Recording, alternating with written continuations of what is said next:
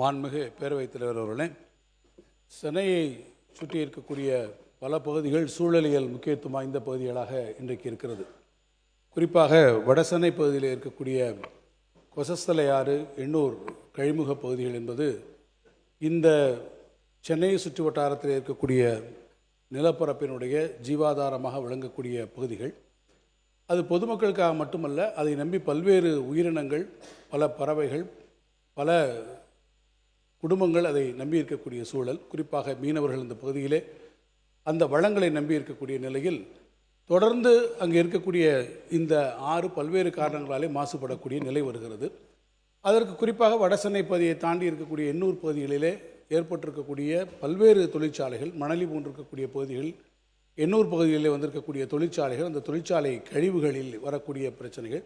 ஏற்கனவே திராவிட முன்னேற்ற கழக ஆட்சியில் இதே போல ஒரு எண்ணெய் கசிவு ஏற்பட்டு அங்கே பிரச்சனை வந்தபோது நம்முடைய எதிர்க்கட்சி தலைவர் அவர்கள் அன்றைக்கு நம்முடைய அமைச்சராக இருந்த சகோதரர் மையநாதன் அவர்களை அழைத்து கொண்டு அங்கே நேரடியாக சென்று அவற்றையெல்லாம் ஆய்வு செய்து அந்த நிவாரணங்களை வழங்கினார்கள்.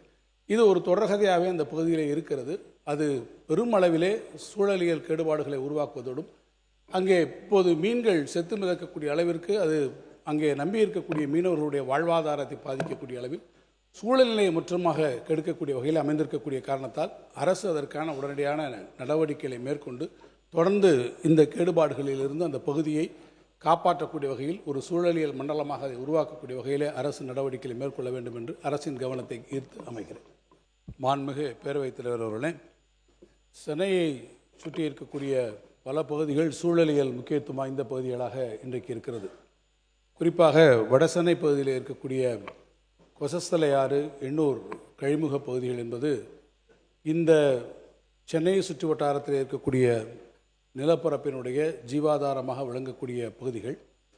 அது பொதுமக்களுக்காக மட்டுமல்ல, அதை நம்பி பல்வேறு உயிரினங்கள், பல பறவைகள், பல குடும்பங்கள் அதை நம்பி இருக்கக்கூடிய சூழல். குறிப்பாக மீனவர்கள் இந்த பகுதியிலே அந்த வளங்களை நம்பி இருக்கக்கூடிய நிலையில் தொடர்ந்து அங்கே இருக்கக்கூடிய இந்த ஆறு பல்வேறு காரணங்களாலே மாசுபடக்கூடிய நிலை வருகிறது. அதற்கு குறிப்பாக வடசென்னை பகுதியை தாண்டி இருக்கக்கூடிய எண்ணூர் பகுதிகளிலே ஏற்பட்டிருக்கக்கூடிய பல்வேறு தொழிற்சாலைகள், மணலி போன்றிருக்கக்கூடிய பகுதிகள், எண்ணூர் பகுதிகளில் வந்திருக்கக்கூடிய தொழிற்சாலைகள், அந்த தொழிற்சாலை கழிவுகளில் வரக்கூடிய பிரச்சனைகள். ஏற்கனவே திராவிட முன்னேற்ற கழக ஆட்சியில் இதே போல ஒரு எண்ணெய் கசிவு ஏற்பட்டு அங்கே பிரச்சனை வந்தபோது நம்முடைய எதிர்க்கட்சி தலைவர் அவர்கள் அன்றைக்கு நம்முடைய அமைச்சராக இருந்த சகோதரர் மையநாதன் அவர்களை அழைத்து கொண்டு அங்கே நேரடியாக சென்று அவற்றையெல்லாம் ஆய்வு செய்து அந்த நிவாரணங்களை வழங்கினார்கள். இது ஒரு தொடர்கதையாகவே அந்த பகுதியில் இருக்கிறது.